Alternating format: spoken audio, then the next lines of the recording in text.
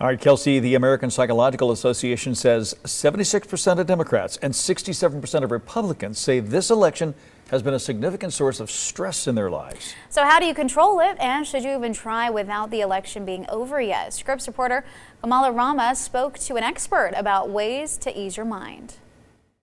I definitely do have anxiety, big time. Yes, anxiety. The feeling actually reaches across the aisle as the country is in limbo, waiting to see who the next president will be.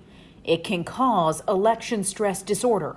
Yes, that's a real thing. So when we're looking at anxiety, when we're looking at depression, the inability to concentrate, pervasive worry, depressed mood, unable to motivate, all of those symptoms that we see in anxiety and depression can be triggered by the unknowns and the stress of election. Cognitive psychotherapist Nero Feliciano says the issues facing us today are major triggers for a divided nation. We're talking about big issues, COVID, racism, and policies that have to do with that. On the other side, people are really championing those issues that center around pro-life and whose rights are upheld or not. I had to actually get off of my Twitter feed and my Facebook feed a little bit ago because it's a war all over again. Feliciano advises her clients like Brad Blazit to focus on what they can control to ease their stress. I have my phone right here and I haven't picked it up in an hour. Like, I don't want to know what's going on.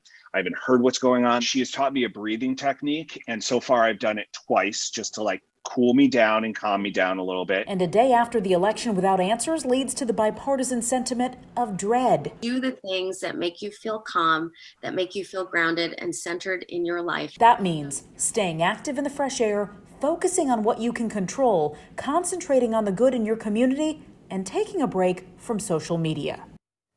And that was Kala Amma reporting. Another recommendation is spending time with your loved ones because it'll remind you to focus on the moment rather than the long term.